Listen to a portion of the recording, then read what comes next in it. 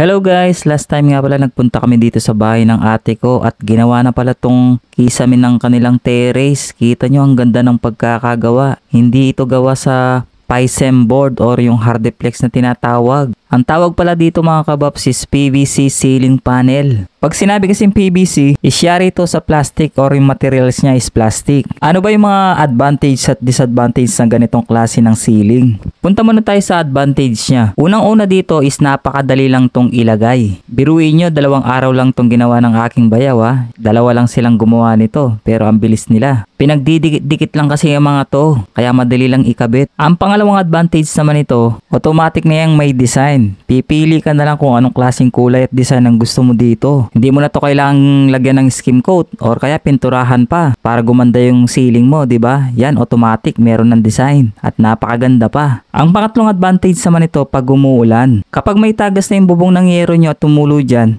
hindi yan basta-basta masisira kasi nga made of plastic siya. Yun ang kagandahan ng PVC ceiling panel. Ito naman yung mga disadvantage ng ganitong klase ng ceiling panel. Sa presyo kasi medyo mas mahal to ng konti kaysa sa mga PISM board or Dinsum board. Ang isa pang disadvantage nito pag sobrang init tulad ngayon summer na yan, hindi niya masyadong na-absorb yung init kasi nga made of plastic siya, di ba? Alam mo niyo yung mga plastic pag nasa init din medyo umiinit din ang mga yan. Pakita ko na rin sa inyo yung mga nabili ng online shop ng aking ate, yung mga ilaw niya dito sa gilid ng poste niya. Pag nasa labas ka magandang tignan, pati yung mga ilaw niyang pin lights at sentro ng ilaw dito sa kanyang kisame. Sa online shop din niya binili yan, napakamura lang niyang bili niya. Sabi nga ng ate ko, sulit na sulit yung pagkakagawa na tong ceiling panel niya dito at napakaganda pa. Ang susunod nga daw niya palalagyan yung gilid ng bubong ng kanilang bahay. At bago matapusin ang video ng mga kababs, pag-follow naman po yung aking Facebook page para lagi kang updated sa aking mga mini vlog. At palike and share na rin po. Maraming salamat and God bless. Thank you!